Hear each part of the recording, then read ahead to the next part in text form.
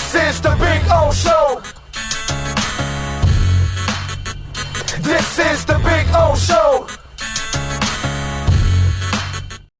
All right. So I was having fun with that. Matthew Tkachuk, the most complete superstar ever in the history of South Florida sports.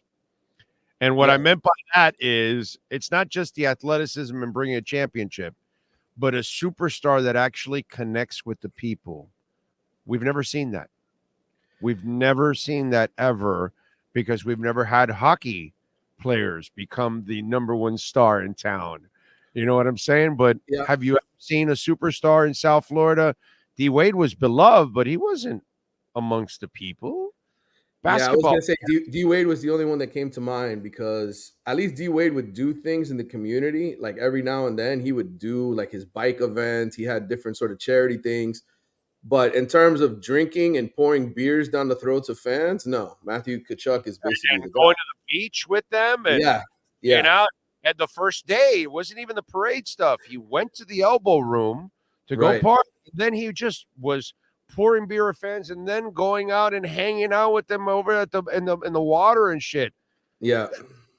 Just that doesn't happen with NBA, NFL, and Major League Baseball player. Oh, please don't even breathe on them. Don't even get close to Major League Baseball players.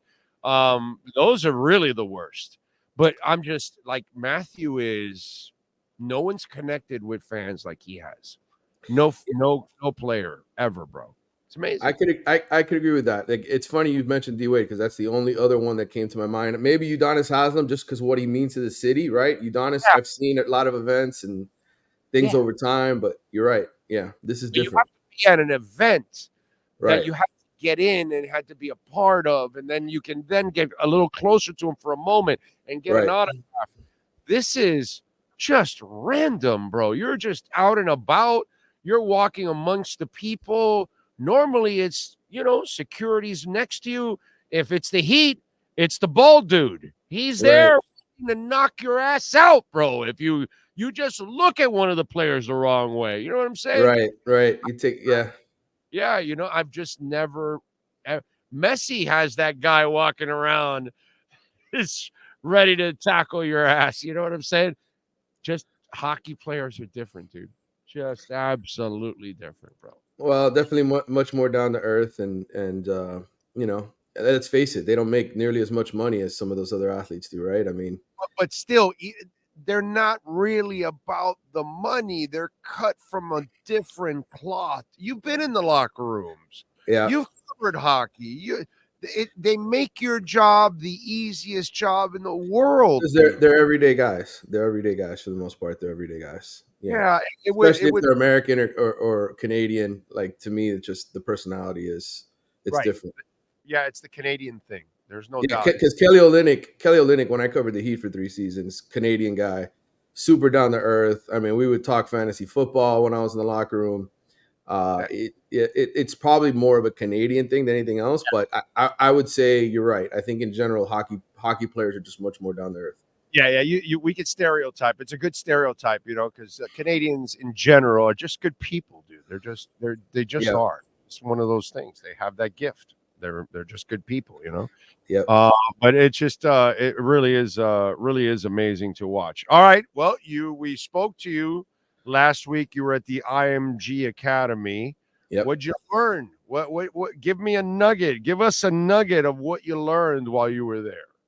Well, I mean, just the fact that so many of these kids are making decisions earlier. Oh, like these quarterbacks, these guys aren't even juniors yet, and the majority of the guys that were there are all committed. And so the process of picking a college, and I know, look, in the end they got to sign on the dotted line, but think about it this way: college football is just speeding up more and more and more and more year to year to year, and these guys, they're looking to get on. First of all, NIL is becoming legal now for high school players, so they can cash in as juniors and seniors. So these guys are aligning themselves with coaches, with programs earlier because these coaches are looking for any advantage they can have to win the battle. And so that's what kind of blew me away from this. That you had, I think, 6 or 7 quarterbacks are already committed. They're not even juniors yet. They're still high school sophomores coming off their sophomore year, and they've already like, hey, I found a school. I visited. The quarterback who's going to Florida, who's a 2026 kid, Will Griffin. He's from Tampa. He visited 45 schools. Before his junior year, and he picked a school in June, the summer before his junior year. It's nuts to me how early the process is with all of this. So much can obviously change. I'm just imagining how much he got laid if he went to 45 different schools. I mean, it's just imagine my priorities are somewhere else. I'm sorry. You and I are on the same page. We're old school. That's what we would be thinking about on a visit. These guys, I mean, it's just amazing to me, the tentacles of all this and how it just continues to get more and more drastic. Just how crazy it is that these guys are I don't know, committing earlier and earlier and saying I'm locked in with a school when they haven't even played their junior year of school. So I want to recruit that guy just because he's a player. Yeah, I mean, that guy knows how to manipulate the system right there, buddy. Yeah, that guy made Johnny B. Good look like a minor leaguer at this point. Okay, Anthony Michael Hall, Johnny B. Good movie. Yeah, go check it out. Whatever. There you go.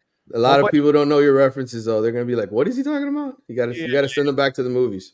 Yeah, you got to go back to the movie. A lot of actors in that movie, by the way, actually, and it actually has a couple funny scenes that probably will still hold up in today's world. All right, so you talked a little bit about it. Give us a couple of targets that you hear from there at IMG. What are the targets? Oh, well, listen, right now they're trying to wrap up the 25 class, right? They got the Gavin Nix kid who committed yesterday. He plays at IMG Academy. I've been up to IMG about 6 times in the last 2 years, though, and I met this kid when he was coming off of his freshman year, and super mature kid from the Orlando area. Big get from Miami because he reminds me a lot of Jonathan Vilma in terms of intelligence and leadership and all those kind of things. And I think another feather in the cap to Derek Nicholson, kind of an underrated recruiter, a guy maybe that people don't talk enough about, former Seminole who's been on the Hurricane staff as their linebackers coach. The top 2 recruits in this 2025 class are linebackers. So, we talk about those great Miami teams, the last one that won the national championship in 2001. What did they have? Jonathan Vilma, DJ Williams, Rocky McIntosh. I mean, they had so many different guys at that linebacker position that were studs, and they're starting to recruit that position again. And I'll tell you, from all of my research, when I look at these because here in Miami we live in our own bubble, right? But I actually study the SEC, the ACC, how they're building these rosters. You look at Alabama and Georgia; they have so many unbelievable, highly touted linebackers, and that position I think is probably not valued enough. We saw how much better Miami's defense got when they got the Maui Goa kid last year from Washington State. I think that's a position that they're starting to recruit again at an elite level. Okay. The other thing I wanted to ask you is, you just kind of addressed it a little bit since you follow all the leagues in the SEC and the ACC. Yeah. Now that you've assessed everything going into these camps, how far away are we from camp now? We're about a month away?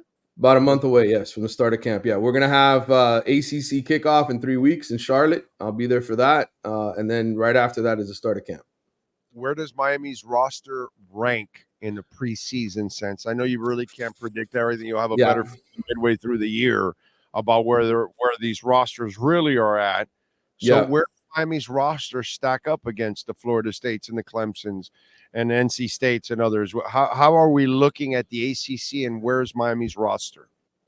Well, if you go off of the high school recruiting rankings, right, which is what some people used to do back in the day, they would just look at, how many 5 stars and 4 stars. They're the 3rd most talented team in the ACC based on, the blue chip ratio. Clemson and Florida State have more 5 stars and 4 stars in the roster than Miami does. But I think if you ask most people about intangibles like experience, starting experience, they're the 2nd most experienced team in the league behind Louisville. And I think if you look at a lot of the numbers and the stats from last year, Miami ranked pretty well in the ACC across the board in a lot of statistical categories. They just didn't win games. They blew the Georgia Tech game. They had some bad turnovers late in the season. So Cam Ward is supposed to correct all of that. And to me, if he is the elite quarterback they think he's going to be, then this team should be the first or second best team in the league on paper. I mean, they just when you combine starting experience with talent, to me, they have the best ratio in the ACC. I'd say the difference is Florida State's coaching. That last year, Mike Norvell did the job, got them to 13-0, won the games, figured out how to win when he had players injured, went on the road and won in Pittsburgh, a bad team, a game that his team could have dropped, but he played without most of his superstars, still won that game. Mario Cristobal has to show us he can win the games on Saturdays. If he does that, then I think he takes his program to the level where everybody expects it to go. What are you working on the Athletics so folks can check you out, my friend?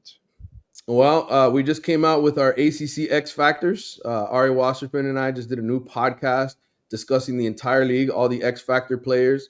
It's easy to pick who the best players are, but who are the X Factors? So if you want to check that out, we broke it down for you over at The Athletic. I'm going to have some write-ups on my attendance at the Future 50, some guys that I was able to talk to, the top 2026 guys in the country, guys that you'll be following for the next couple of years because they're the best recruits in the country. So you can read all of that at The Athletic, and you can check out the new podcast on the Until Saturday feed, which is the national podcast for The Athletic.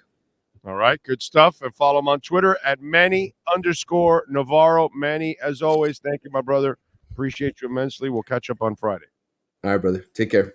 You got it. Get your Panthers gear at Miami Fanwear, Canes Red Miami Fanwear. And if you're looking for anything Canes-wise, they got anything and everything practically with the Canes logo on it. So go check it out. Use our code BIG010. You will get 10% off. BIG010. Get 10% off in person, online, doesn't matter. And online, if you don't live close, you order over $99, you'll get free shipping. Caneswear.